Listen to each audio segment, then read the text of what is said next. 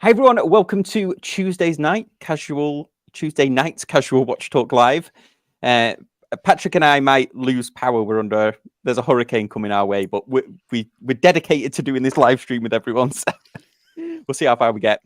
Well, we've got a couple of subjects to talk about tonight, a couple of news stories, but as always with these Tuesday shows, oh yeah, there you go. Please keep the questions coming in the chat. We're live on Facebook. If you're watching us on Facebook, we're live on YouTube, and we're also live on Twitch as well. So keep your questions coming in for the panel.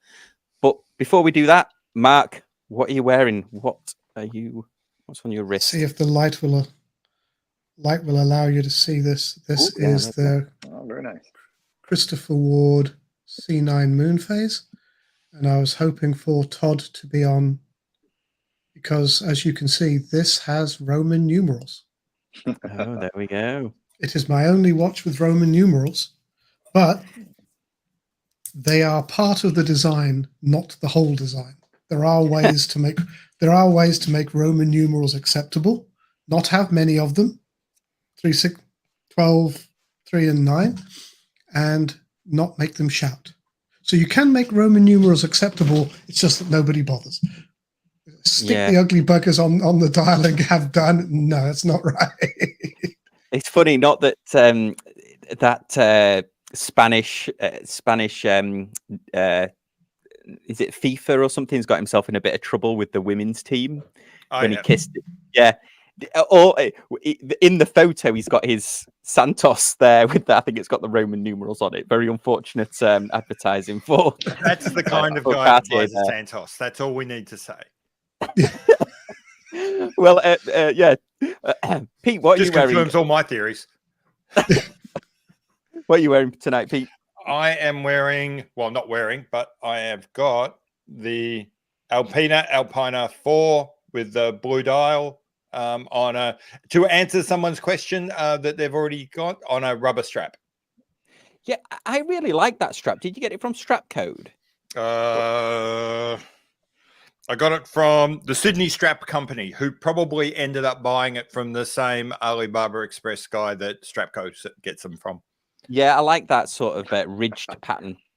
Yeah, but yeah, when it comes down to like buying things off Ali or buying things off Sydney, similar. If I buy it off Sydney, I pay about an extra $2 or $3, and it arrives in 2 days. If I buy it off Alibaba, it arrives in 6 weeks. My life is worth spending a couple of bucks to get something weeks earlier. Yeah, that's the thing. Although AliExpress, I was looking because they make aftermarket rubber straps for this metal G-Shock, and the prices have gone up now. It's not where you could go on and buy a watch strap for like 2 cents anymore. Yeah. Patrick, what are you wearing?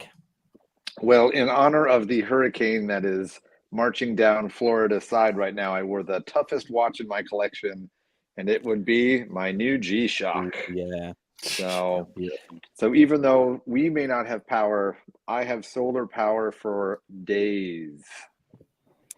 Yeah. Yes, I am also wearing my square G-Shock. I did get my Grand Seiko to replace the other Grand Seiko, but I'll perhaps unveil that at another time. I've got a video coming out about my recent Grand Seiko experience or trauma, so keep an eye out for that on the channel. Well, before we've actually got let's start with, let's just say hello to everyone. So let's just say hello to Jack. Thanks, Jack, and thanks for the invite. If I can be in SoCal, I'll definitely try and make it. I really appreciate it. Robert, yeah, good evening.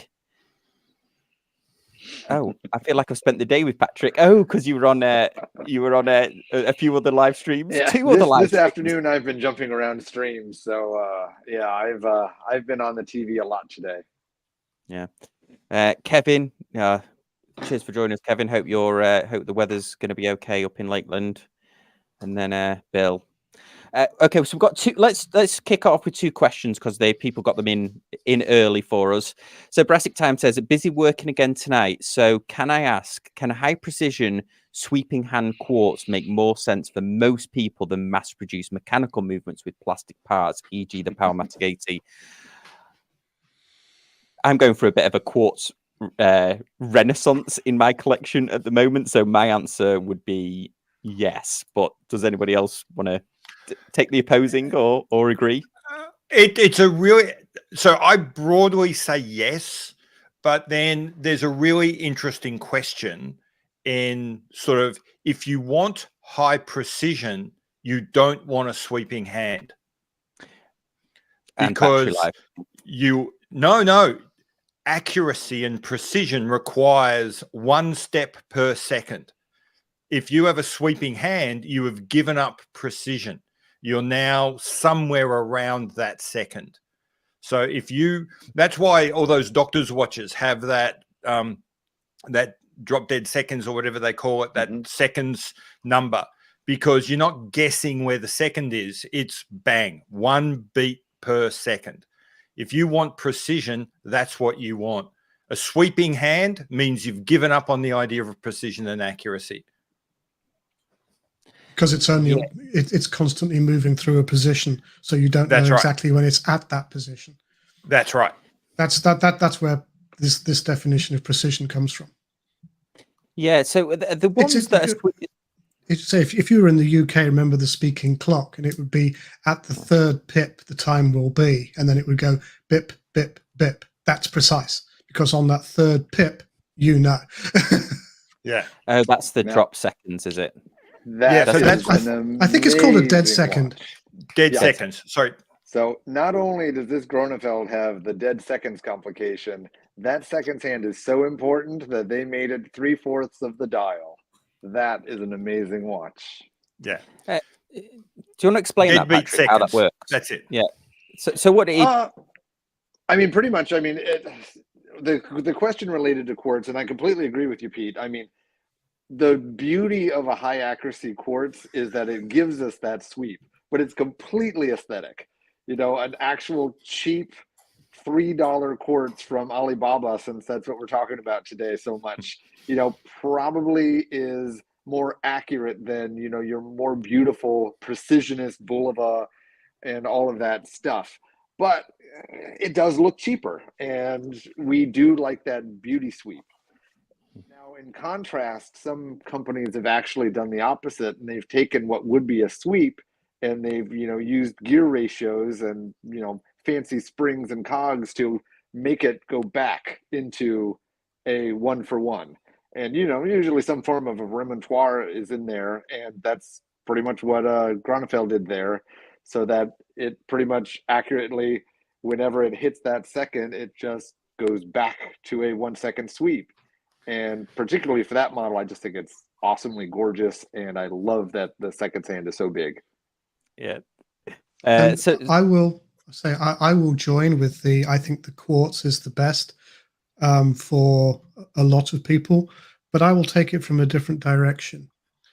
Most people, if they own a watch, only own one watch, so that you'll see a lot of people with just a Casio.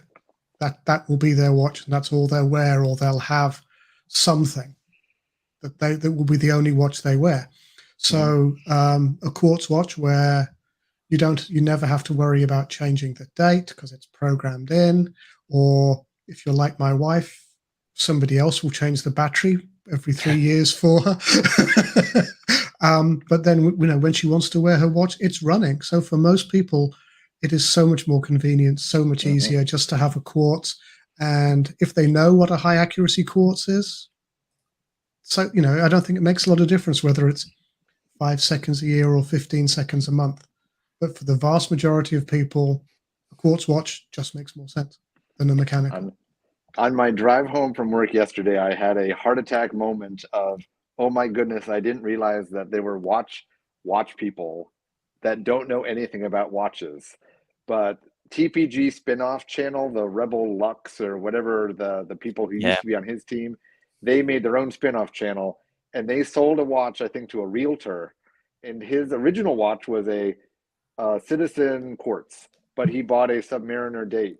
And he asked right at the end when they were like passing it over, they're like, can you show me how to set the time and change the date? And I was like,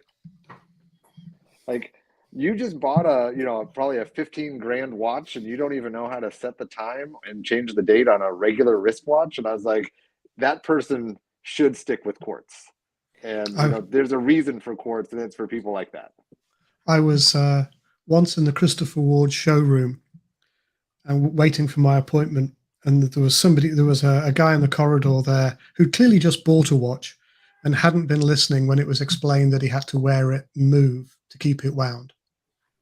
So I had to explain it to him that, it's like, oh yeah, if you're just going to keep wearing it and keep it wound, just normal walking around in a day will keep it wound. You'll be fine. And this was just a surprise to him. It's like, I've got to keep it wound. Wasn't there a story? I forget where I've heard this story. It might have been on YouTube, but where somebody thought that the Submariner, the bezel was actually how you wound it.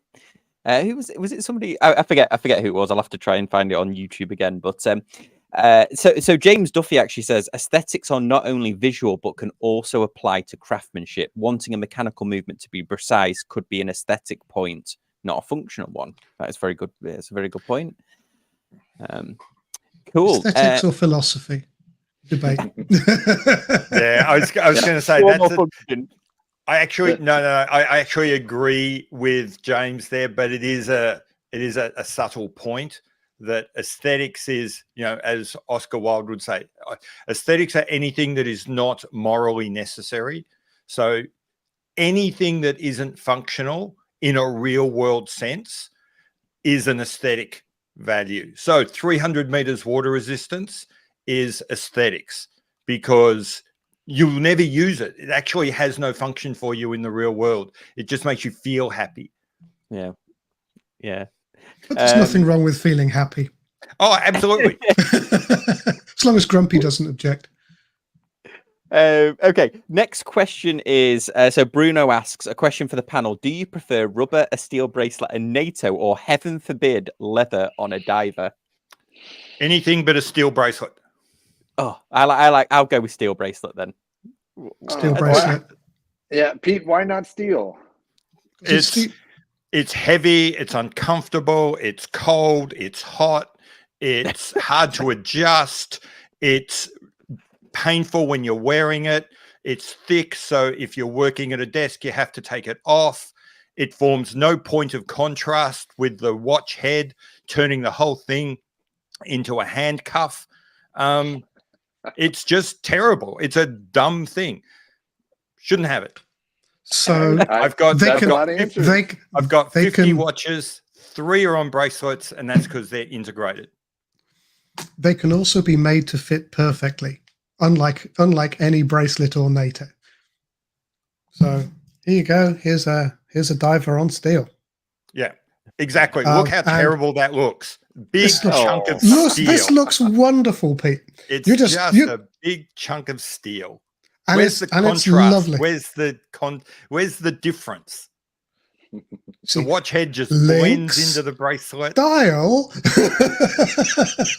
Well, Mark, we are never going to agree with this one.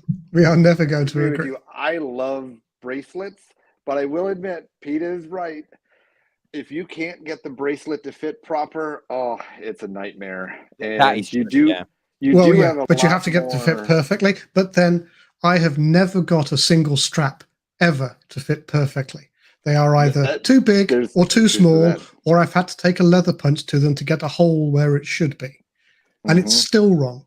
I've never got a strap to fit perfectly. I can, if I'm lucky, get a bracelet to fit. The best I've ever had, which is funny because I actually don't even wear it on the bracelet that it came on, is the T-Fit that's on my bronze Black Bay 58. It is pretty magically great because even the Rolex, it makes you put it into one of the desired knots. The T-Fit, it's anywhere on the continuum. So you can perfectly size it. It's pretty wonderful, actually. Yeah, T-Fit and all of those are really a solution to the problem caused by the rigidity of steel. All of those, every other sort of material that we're talking about has a degree of flexibility, so you don't need the precise fit. So you don't. But steel is absolutely rigid. It doesn't move. It doesn't conform with you. It has to fit perfectly. And so T-Fit and all those on-the-fly adjustments are dealing with a problem created by the material. Get rid of the material, you get rid of the problem. When Pete plays Monopoly, he doesn't even pick up the get out of jail free card because he says, I don't commit crimes. I don't go. Don't go. That's right. Whereas I will agree that actually of all the divers I have, I think there is one on a rubber strap simply for the aesthetics. Everything else is on a bracelet. Sometimes a watch will look better on a rubber strap. Yeah, there is a probability that a watch would look better on a material other than steel. That probability is something like 99.999999999%. I'm sure there's a diver out there that looks better on steel, but I haven't found it yet. That's because you've looked in the wrong places, or in fact, you've walked past them with your eyes shut, Pete. One of these days, I'm going to finally find 10 minutes to sit at my little work desk, and I'm going to take the bracelet off of my Laureato, and I'm going to install the rubber band that I bought like 6 months ago for it. And my hope is that it will fit perfect, because the Laureato bracelet, for me at least, is either going to be way too tight with the one less link, or it's just a little too loose. If I have the extra link in there, it does not have good, adjustability. And so I really am hoping that fits. But either or, bracelet or rubber, those are my two favorites. I can't go wrong. Yeah, I like a leather strap. And honest, I mean, Pete, you're not getting a lot of support in. Well, actually, Jack sort of half agreed with this. Jack says bracelets with butterfly clasps and no half links or micro adjust borders on trolling. Yeah, you do get the occasional bracelet that's a wrist shaver. So if you've got hairy wrists, yeah, I can agree that bracelets might not be for you, but yeah, that 6139 I've got before I put it on the Uncle Seiko, the Seiko bracelet that came on it. Yeah, it was, and of course the Spaghetti was a wrist shaver. Yeah, I acknowledge I have a minority opinion. I do not understand why people want bracelets. I'm not just I'm kind of playing it up, but I genuinely don't understand why people like them. They're not good to wear. I have exactly the same thing about NATO. I don't understand why anybody would put a NATO on a watch. Horrible things. Nasty material against your skin. Oh, I love it. Horrible aesthetics. In funnily a way, that's one of the ones which you can objectively show works best. It is a half decent NATO. There are cheap NATOs that suck, but a half decent NATO it's like a ribbon on your skin. It just conforms gorgeously. There's a reason your clothes are not made from steel. Oh, that's pretty good. Who here is wearing steel underwear? And please, we don't want to know. That was a rhetorical question. That was a rhetorical question. Yeah. I hope that was a rhetorical question. The day that people start wearing steel underwear, I'll be on board with the idea that a bracelet can be comfortable. Yeah, but I mean, a thick nylon underwear also is going to be quite. Oh, that's right. Yeah, I like thin nylon.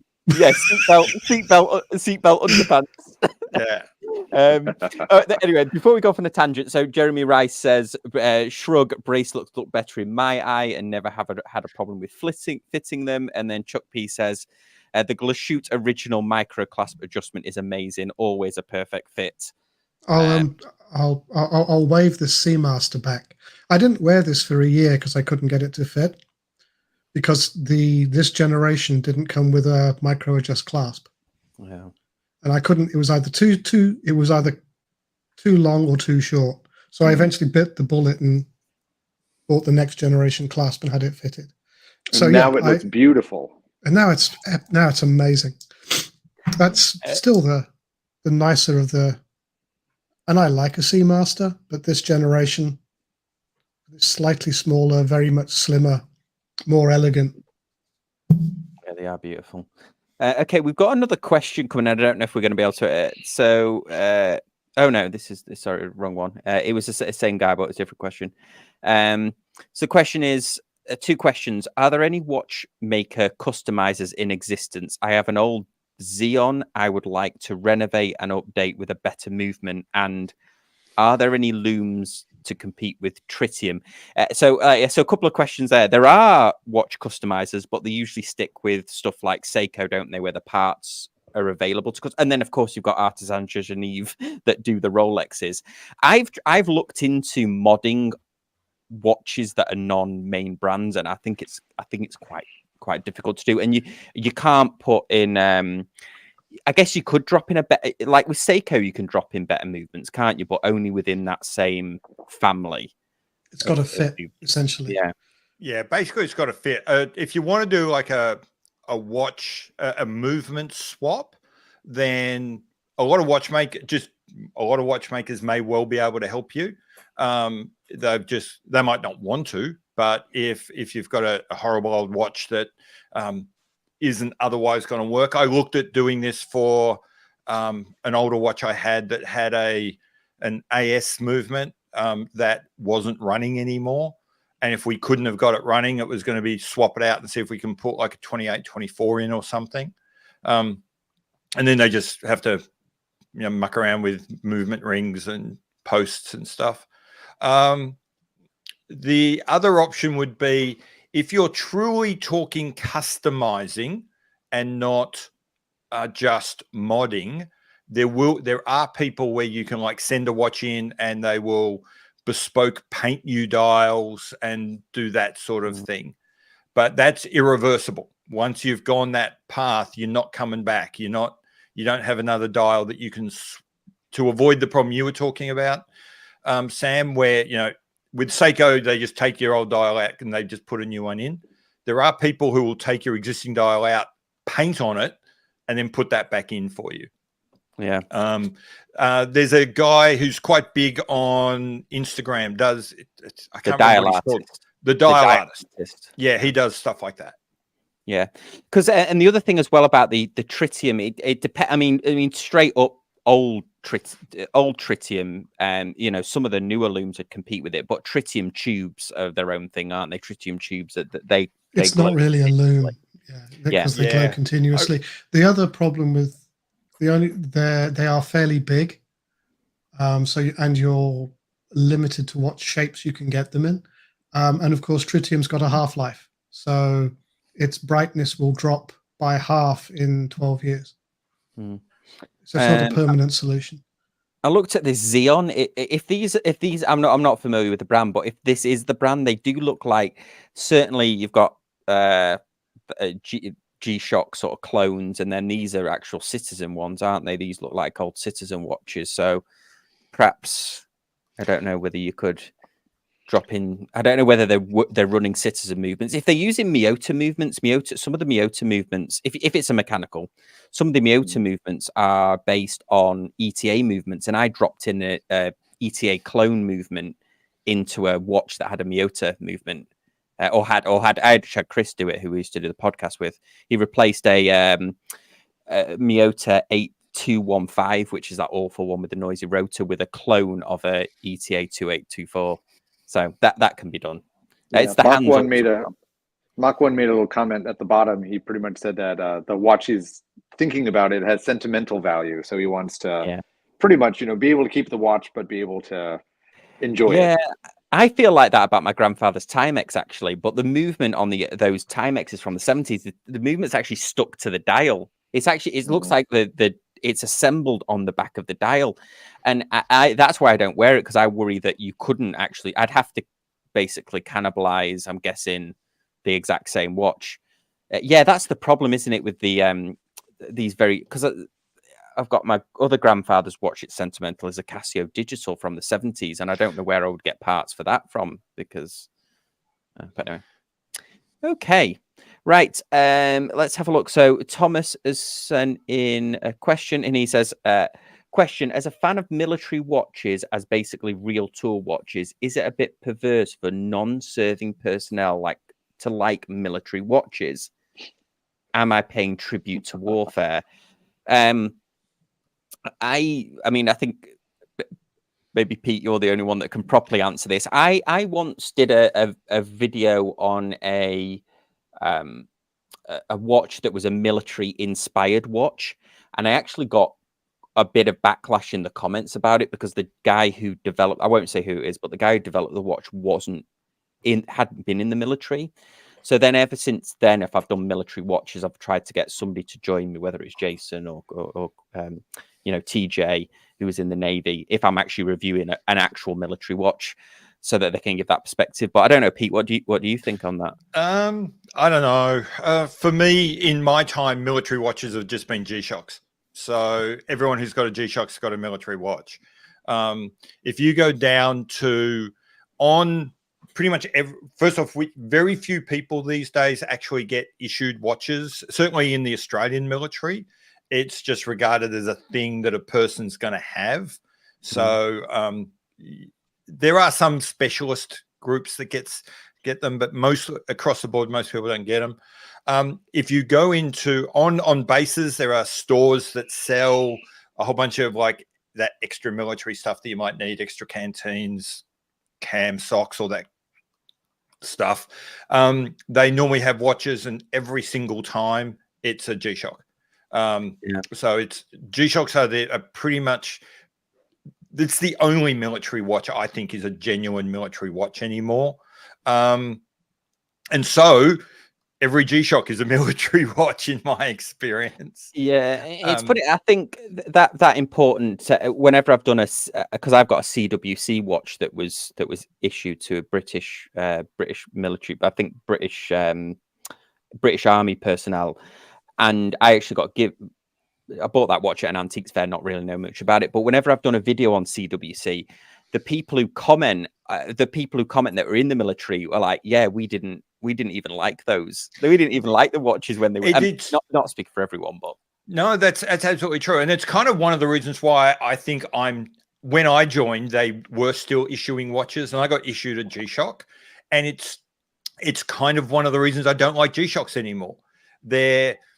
For me, it's not a fun watch. It's not a hobby watch. It's like a pair of safety boots and high vis vest. It's just sort of work gear.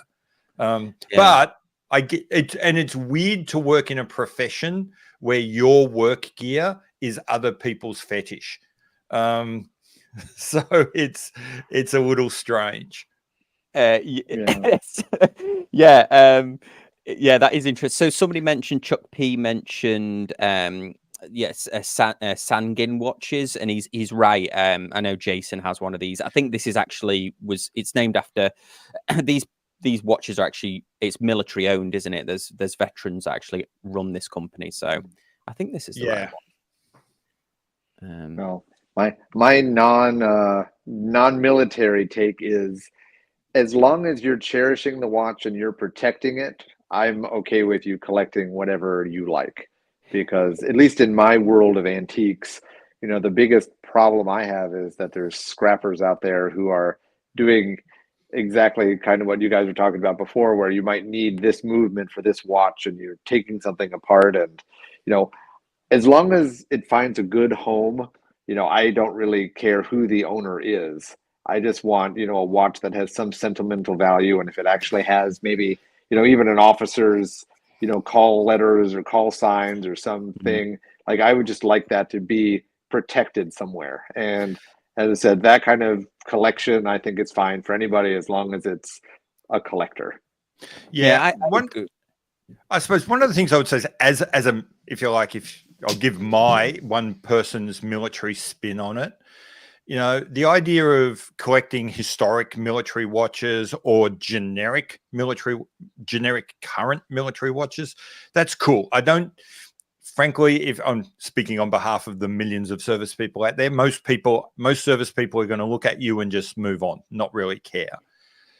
The only time I would, and this is a rule actually I even apply to myself in the military, the only ones I'd say I don't like touching and wouldn't get involved in are current unit or operation or or recent unit or operation specific watches.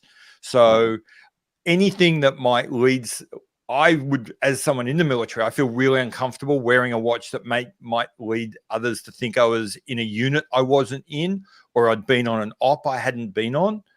But that would be something I wouldn't touch, and I'd recommend most people don't.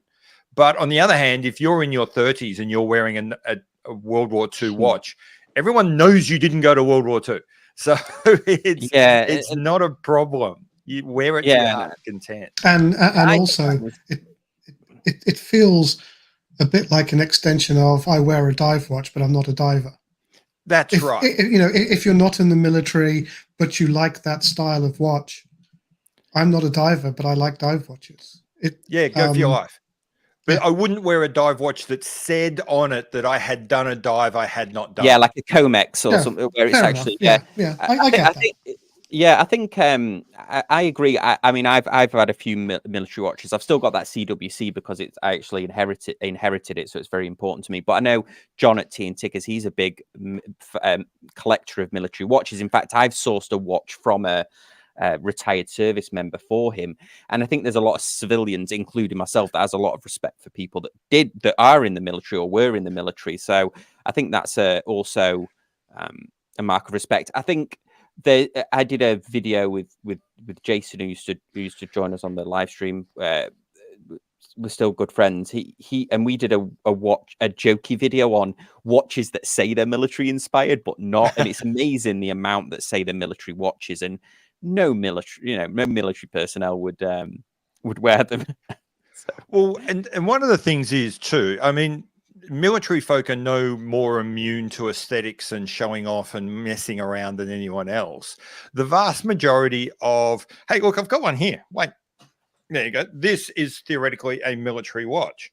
It's the RAF Special IWC that they did in conjunction with the Air Force, Royal Australian Air Force, to celebrate 100 years. Semi-designed by a RAF pilot who did it in consultation with IWC, and they produced it for us. And sure enough, aesthetically, it looks kind of like a military watch. But no military is going, and no person that was going to build a watch to rely on in a workplace is making it out of ceramic. Which that one is. And frankly, if I really needed it, if I was relying on it, it wouldn't be mechanical, it'd be quartz.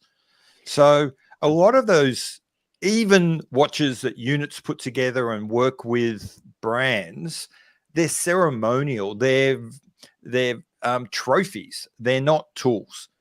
Which brings us to those like the Tudor FXD. That's not a tool watch, it's a trophy watch for people in the special forces. Yeah, in the French. Yeah, what do you think about? We're going off a bit of a tangent here, but I remember a couple of years ago, and I forget exactly the name of the range, but I remember Bremont released a watch. I think I was either commemorating a Second World War squadron, or maybe it was the Dam Busters or something, and he actually got veterans from the Second World War there, and these watches came out, and they were like £7,000 or £8,000, and I remember thinking, like, my granddad was a tank mechanic and tank trainer in the Second World War, and if Bremont had released a watch commemorating the regiment that he was in, the tank regiment, and it was $8,000, there's no, I mean, we as a family, we would have grouped together to buy it for him, but he wouldn't have bought it just because of the price of it. A lot of them, they're kind of commemorating service personnel, but making the watches almost unobtainable. You're talking about, but in the Dam Busters, you were talking about making it available for pilots. So yeah, you would make it expensive. I mean, you're not talking about some tanky. These guys are pilots. It goes well with the silk scarf and the boots and everything else that a pilot's going to have. Don't ask a pilot to have a bloody cheap tanky watch. And I bet you, Pete knows why pilots wear long silk scarves too. Because they can. Because you might mistake them for someone that's not a pilot. World War I castor oil. You wrap the silk around your face so you didn't swallow the castor oil. Oh, from there you go. the engine loop. See, There you go. my experience with pilots is, do you know how you always know you're in the presence of a fighter pilot because he'll tell you. Yeah. I've known a couple of fighter pilots. That's absolutely true. Yeah, that was a great question. Thanks, Thomas, for that. Let's see if we've got any other questions. What was that about a moon phase? Because I can perfectly understand crazies showing up in a hospital on a night of the full moon. So 2 days time, you're having fun. Yeah, I can't. Where was that? Yeah, so Chuck P saying stolen valor. I wonder whether whether that's wearing a watch that somebody actually wore in a. I'm not sure. Okay, let's have a look. Serious. Oh yeah, I can't find that question. Sorry. Anyway, okay, so let's dive into while we're waiting for some more questions, and thanks for all the questions that have come in. I want to get the panel's view on the new Tissot release today. What does everyone think of the digital PRX? Absolutely hate it. Horrible looking watch. It's really. Why did you do it? You made it disgusting. There's something about. Do you know what? There is something about this watch that I quite like. The version, and then Teddy. I think Teddy Barbazar was the first one to do a review on this. And even though it was a total like fluff piece where it was like a stealth, it was advertorial, he actually made a point that almost put me off it.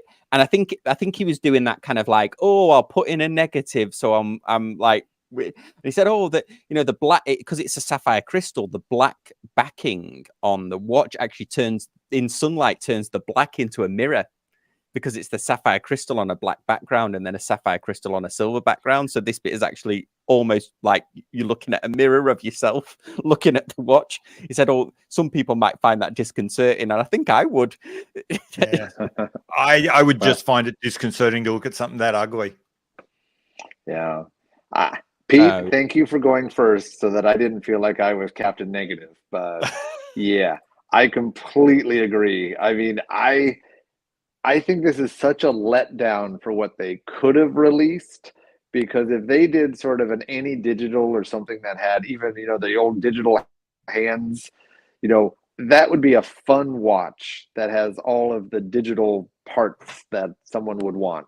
This, and I know they're flashing back to their like 1970s counterpart, but it's just ugly. And I can't really say anything nice about it because it just looks ugly. The display's too small for the dial. Yeah, there was a time when quartz watches first came out, and people didn't really have watches designed for the quartz movement, so they just jammed them into anything, leaving tiny little displays in great big dial spaces and that sort of thing. And so it is a it's a historic reality that those things existed, but I'm not sure if it becomes worth creating again. If it's worth creating these rubbishy looking watches that recreate a bodge that was necessary 50 years ago. Because it just looks like a modern recreation of an old bodge. It's like building a vintage car and then carefully constructing it to be held together by zip ties.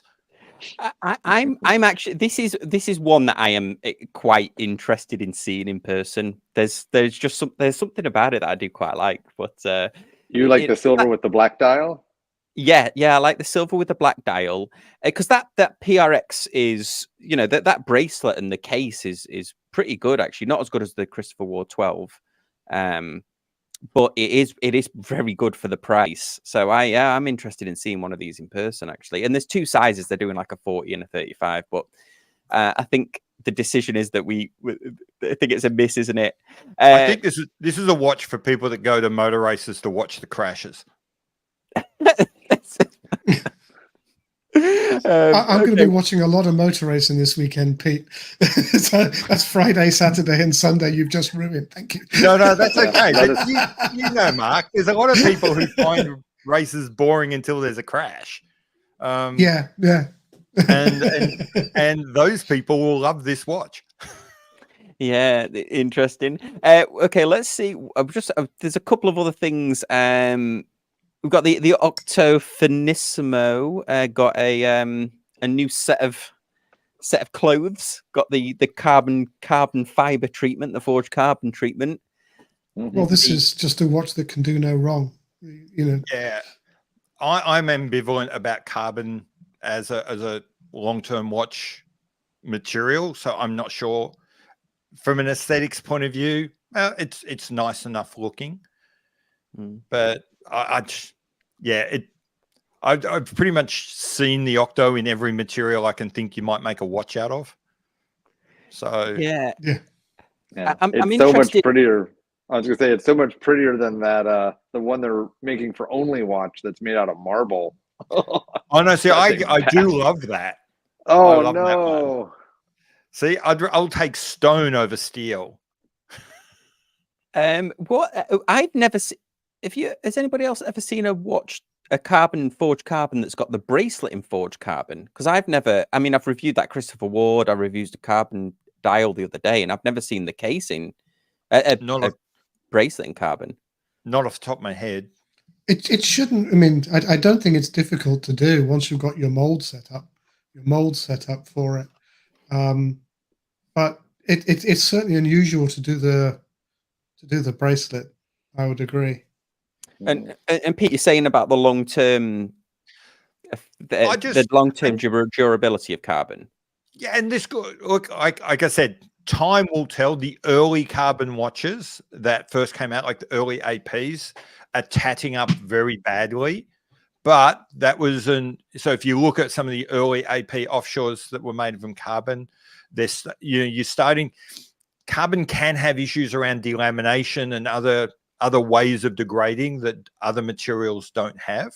But depending on how you make it, depending on the layup you use, depending on how you forge it, depending on the resins and all that sort of stuff, maybe that's not going to be an issue. My worry would always be the resin. That's what's going to fail in the long term. If you're using a pre-preg mat, those can delaminate. Forged carbon aren't typically oriented that way. So, but I would always worry about the resin. One of those sees too much sunlight, it's falling apart in 10 years. Yeah, so there's various things can attack that resin. You're absolutely right. Sunlight, chemical exposure, and Mark's quite right. If it's like forged carbon, you're not going to get delamination issues, but you could have the resin around strands wearing out differently to the strands, and then you end up with propagation sticking out the side. You end up with strands sticking out the side of the watch. Like I said, I am not putting a materials engineer hat on saying this is definitely going to happen. I'm saying, as someone who works with carbon a little bit, it's a tricky material, and I'm unconvinced of its longevity. And if you scratch it, you're not polishing that scratch out. No, yeah, but I don't polish. Damage it. If you're damaging it, it's staying damaged. Yeah, that's interesting. So we got another question coming in, Thomas, with all the questions tonight. Thank you. What are your opinions on digital display analog watches, Zeitwerks, Palweber, etc.? Do you think that digital displays belong on quartz watches, or do you appreciate the analog aesthetic? I've got an opinion on this, but does anybody else want to go for your life, Sam? I think the Zeitwerks is just gorgeous watch. I'm not a fan of Lange watches other than the Zeitwerks. I think I love that look. The Fears Christopher Ward one that they did that had the jump power, and then the IWC. Thomas also mentioned this IWC Palweber, which I'd not seen before, but I like this. I like the look, particularly the Zeitwerks. I think is is a gorgeous watch, and it reminds me of the old flip clocks when I was growing up in the 80s. My dad had one of the flip clocks, not the same technology, obviously, but that sort of mechanization of the digital display. I'm a huge fan of. Yeah, I'm a big fan of it. Yeah, I think they're fun. I think there's a bit of, there's a little bit of cleverness involved in it, which we appreciate. There's a certain aesthetic pleasure in watching the numbers flip over or move. I quite like it. It's got to be done. It's tricky. If you go back to that IWC, for example, you can have issues of having a great big dial with just, not a lot else going on. Because obviously not only do you lose the hands, you lose all the indices and everything else. So that can be tricky, but I like it. Yeah, I've got an answer, and it comes with a wonderful picture for the panel. Let me just remove that. Let me do your full screen there. Okay. So, wow. Not only do you get some jump hour action, you get Roman numeral jump hour action. So, but I really love that watch because not only do you get the jump hour, but you kind of get the magic of how they do the minutes. So it's on a rotary disc. My sadness of that watch is that it's only 30 meters water resistant, and they only make it in gold, which means it's more expensive than I want to pay for right now. Yeah, and this is the Fears one as well, which I think they did an awesome job of this. They did a great job. Yeah. Well, the good news for Mark on that Cartier is he only ever has to look at one Roman numeral at a time. Well, I was just going to say that I am not in favor of this sort of watch. That makes it sound like a moral position. I'm not in favor. Well, I object. Yes, I was about to go into my Jacob Rees-Mogg voice, and I'd really rather not. They are not quite as high on the list of things that should be banned instantly as Roman numerals, but they're a pretty close second. No, I love this look. A lot of it, whilst I like negative space on a watch dial, just putting a pair of numbers in the middle of a watch dial seems a lazy choice sometimes. It's hard to get right. There was at GPHG last year, there was a trilobe that was digital in this sense, and it looked like a pair of kitchen scales or bathroom scales from a really, really bad steampunk episode. It was something the Victorians rejected for being in bad taste as a pair of kitchen scales. It was terrible. I really like that. And it won its class as well. Yeah. No, there was another one. Is that this year's or last year's? There was one they had one with a sort of brownish dial. But that's the idea. Yeah, they call it Sahara or something. But yeah it's very similar to that. Very similar. I agree with you, Mark. It's tough when they don't have enough stuff on the dial. And I know with FP Journe's version of theirs, at least they put it over a frosted sapphire glass, so you can at least see the mechanics behind it. It would then worry me is that they then try to do some kind of Rose engine turning, some guilloche on the dial to make up for the fact there's not much on the dial, which would then distract your eyes from the bit you're trying to see, which is telling the time. You see, there's your mistake. So there's not a good solution to it at all. I was going to say, so there's your mistake. I would say that on less than 1% of the times I look at my watch, I'm actually trying to tell the time. Well, you see, I use my watch to tell the time. I couldn't even tell you where my phone is right now, so I use my watch to tell the time. Yeah, so Bruno says there's a red star with a roller numeric watch. This is a quartz version, but it's got a roller for the time. That's pretty interesting. It allows you to be creative.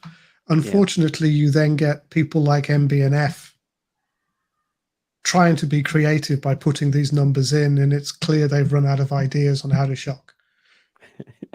Let's just go through some. So Chuck P says deadbeat seconds are also a hilarious and cool complication.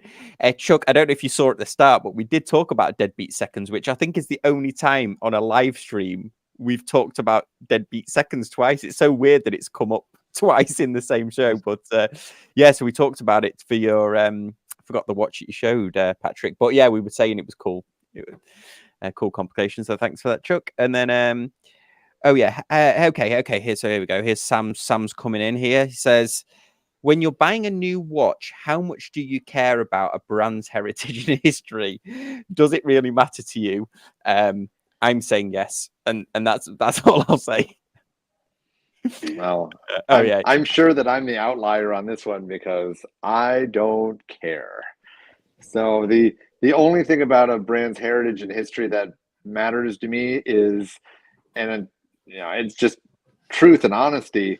Am I going to get clowned for buying this watch? And let's say you're looking at an AP. If that AP didn't say AP on it and you spent 50 grand on that boring watch, you're going to get clowned because it's a nice watch, but is it worth 50 grand? Not unless it's got the brand prestige behind it. And so for that, I guess, care. But I don't care that the Rolex was the first one to supposedly dive, even though they probably weren't. And I don't care that the moon watch went to the moon, even though, oh, side note, what is that thing about the India landing on the moon? Was that all fake? No, they actually did. Chandrayaan 3 made it to the moon. Why does the video look so horrible? It was a simulation. I think it's a 3D. Well, it has to be a 3D because otherwise they'd have to have had a separate camera, wouldn't they? Because they dropped the lander and then they simulated in like a 3D model that how it actually landed. Because they couldn't. The camera, the perspective was off, wasn't it? Yeah. Okay, that makes sense. I was at work and I just caught a tiny little sneak peek of it. I'm like, this looks so weird. But back to the thing. I mean, I said I just don't care about the history. I just want to like the watch. And if the watch is beautiful and deserves, the accolades that it deserves, which, sometimes comes along with price, then I'm more than happy to buy it. I've got mixed feelings. So I probably wouldn't say I agree with Patrick. So I've said this before. For me, a watch has three components: a base level of functionality, a degree of aesthetics, and do I like it, and then the story around the watch. That story, depending on the watch, if you make an absolutely stunning watch that's got no story, maybe I'll buy you. But to Patrick's point, does anyone buy a Royal Oak that doesn't say AP? No, because you need the AP story behind it to push that watch. I can't think of a watch which is so good looking that actually, no, I can't. The odd indie I can perhaps buy, not caring where the brand came from. But for me, it's very difficult to imagine separating the art from the artist, separating the watch from the brand. It just doesn't seem to make sense to me. Yeah, it's interesting. I've just suddenly realized that I don't even know the story of Audemars Piguet.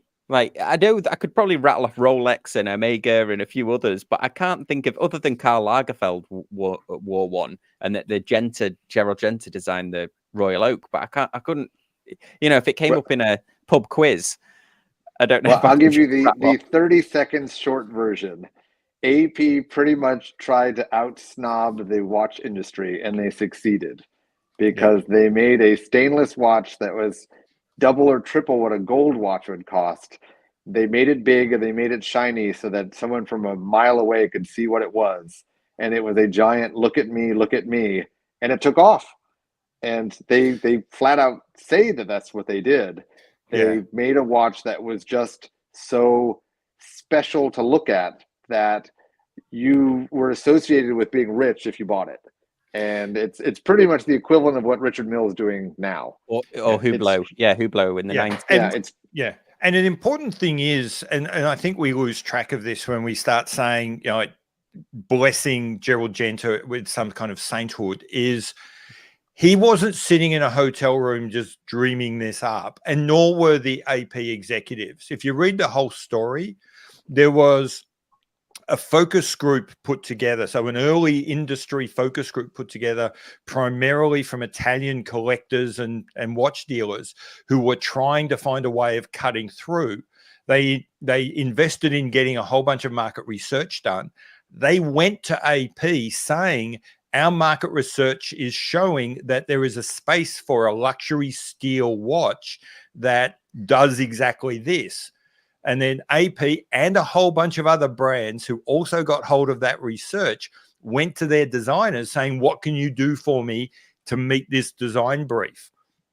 Which is one of the reasons why you saw such a plethora of those designs in a very short period of time. Because not only yes, of course, they saw what Genta did and they sort of went that way, but they also had access to that base market research saying the market is looking for stainless steel luxury sports kind of stuff. And if you look at all the other products that were being made by other people in other industries, that kind of product was becoming very common in the early 70s. You know, Pininfarina was losing their contracts to make cars, and Bertoni with their folded paper designs were becoming popular. It was an industry-wide thing. It was more than industry-wide. It was like just across the world in terms of fashion. Yeah, it's interesting, isn't it? Yeah, so it was a really good question that time.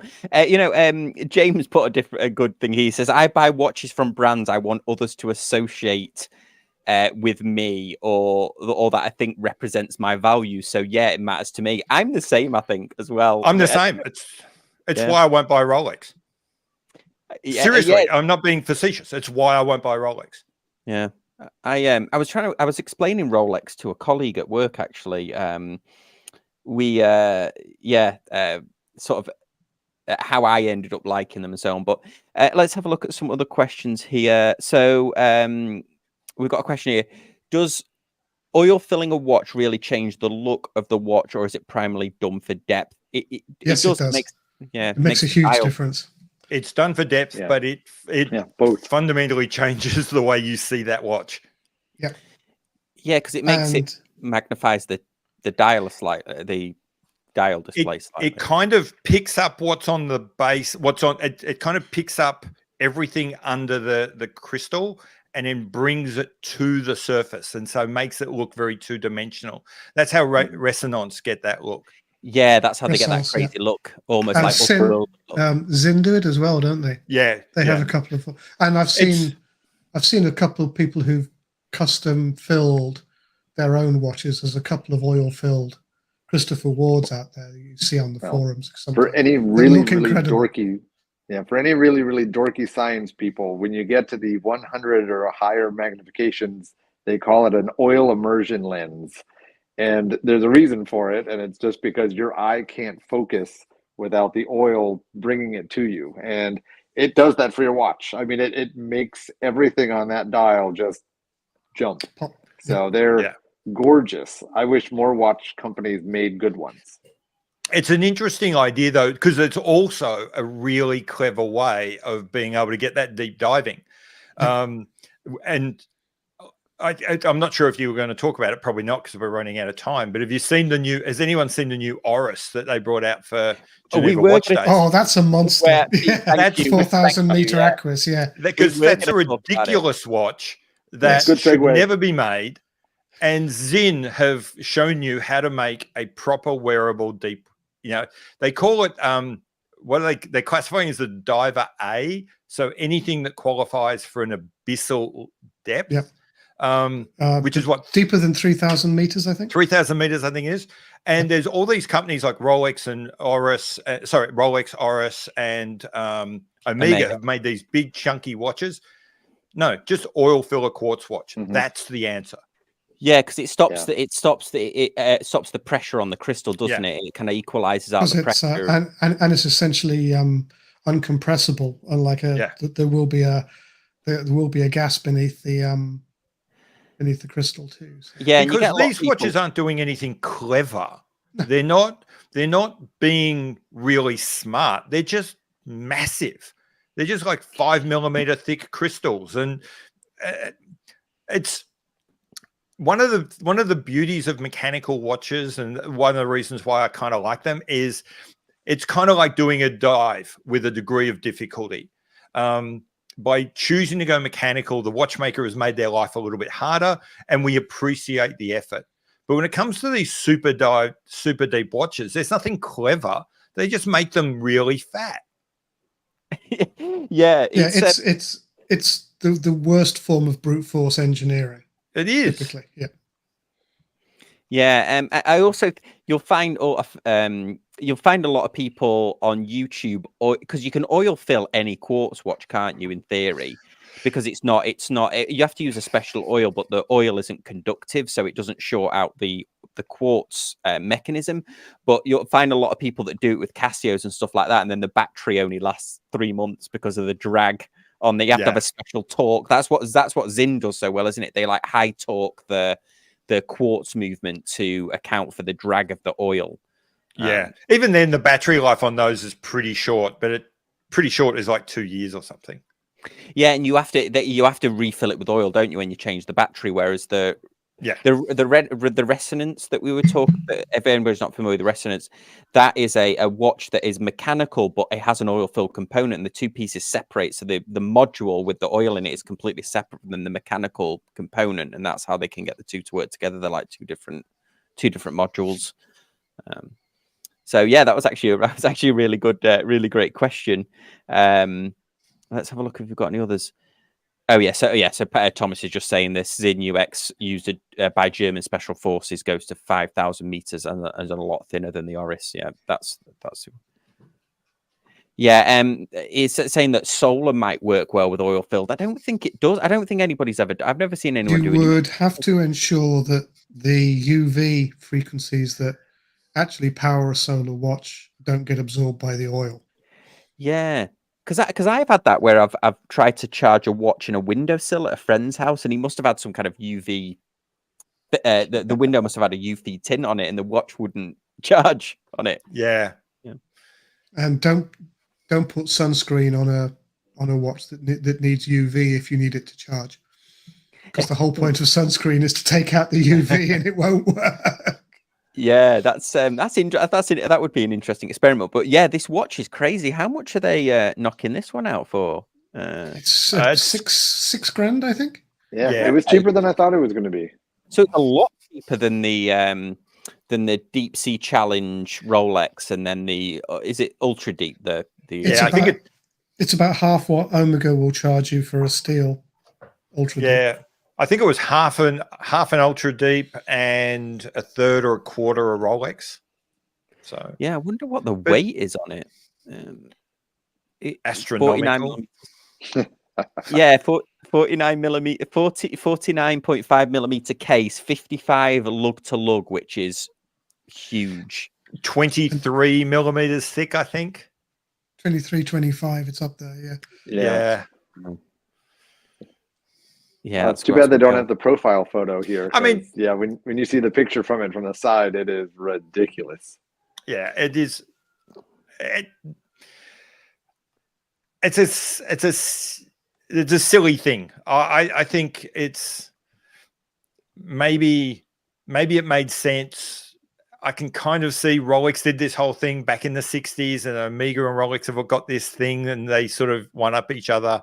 So that maybe makes sense to me, but why Oris would then get involved, it just seems I don't know why they did it. It's a horrible looking watch. It's unwearable. It's just dumb. Yeah. Okay. So let's see if we can actually. And I'm more than happy to agree. I'm more than happy to agree with Pete on that. Everything he said. They're desperately trying to find a place to put all those unused caliber 400s. That's all I can think. Yeah. Even they don't have the. That's crazy, isn't it? On the Omega's, on Oris's website, they don't have the side profile. I found it on something. I think that was Monochrome. I think Monochrome had a side view, but it's a monster. There's that beauty. Let's have a. It's like a wart that grew a wart. Yeah. Let's have a look if Monochrome have actually. Let's add that to the stream. So you know what they should have done? Yeah, what they should have done to really just go all to town with the ugliness was give it a date with a Cyclops And a bracelet and Roman numerals. and a bracelet and Roman numerals. It's just yes. Is that actually? Has it really got a elastic thing, or is that a special marking or something? That's not to hold the. It looks like the strap goes underneath. I wonder what the elastic piece is for. Whether that's just a badge. I think it's looks just like a patch, just a keeper or something. Yeah, and then so Sam says, Patrick, did you see the new Doxer look like it survived a fire? Oh, that's the stealth. That's the stealth one. That's awful too. Yeah, today has not been a good day for watch releases. I didn't mind it. I didn't hate it. The new Doxer. My go Not on the this- Doxa is, The one, date. What, as the guy why who, have a who date window owns- and hide it? But the guy who owned the other and the only ceramic version, I'm a little disappointed they came out with ceramic, but I knew they would eventually. I love the dial. I think the texturing on the dial is really cool, and I think the muted bezel is really cool. The gold thing and the night out blackout is just dumb. So I think the next version of this watch will be pretty cool, just when they make it more normal. But I think this version's it's lost. Yeah, that was a great shout, Sam. I didn't know this had come out, and I'm a huge fan of the date, but that is wild, isn't it? Black on black for the date. Well, there you go. Yeah, that's a good compromise for people like Sam. Has it got a date? Yes. Can you read it? No. It's a tease. It's the worst. It's the worst tease, isn't it? That's. It's just not fair, is it? Well, If the they- crazy thing is, They should have just taken the date off that. It would have been so much nicer. For anyone out there who's brave enough, do you guys know what this thing costs? Oh, I don't. Was it ceramic? It's ceramic with 18 karat gold highlights. Oh, okay. I'm going to go $6.5 grand US. No, I have no idea. It's just a guess. What does it cost? That's wow. what I was guessing initially. It's actually more. So it's €7,450. euros. Ooh, that's Dude, they're going 8 to they're 10. going hard there. Yeah. $8,000 watch. So Yes, that's a tough sale. I mean, I don't know anyone out there who's buying an $8,000 Doxa. 7,000 is on the. Oh, we're getting a bit of a discount in the States. It looks like 6,950. Oh, that's the VAT then in Europe. Oh, okay. Well, there you go. We were pretty close, Patrick. I think we were within about $50. Yeah, yeah, wild. I've always wanted to get a Doxer, but I've never pulled the trigger on it. I think they'll use that as a platform to make some pretty cool watches in the future. I just don't think that's the one. They'll sell a few because there's bound to be some Doxer fanatics who can afford it and have to have it. It's a halo. It's a halo watch in that sense.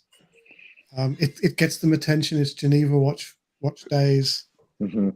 They'll sell a few, and the technology or the style will trickle down eventually. Yeah, and then it's almost an irrelevance. Well, in 15 years, people are going to be like, wow, that John Player special Doxer, that was cool. Yeah. It is also, though, I think there's something, at the risk of overthinking it, but that's what I do. I think this is Doxer who only, these days, pretty much only make dive watches, responding to an idea that people are getting dressier and watches are getting dressier. So what do you do with your Doxer and you only make dive watches, but you're getting stories about people wanting dressier watches? Well, you start playing with things like this. It's true. They can make a $70,000 solid gold G-Shock. They can make a gold tinged Doxa. Well, they actually did make those solid gold Doxers that all sold out. Oh, I didn't know that.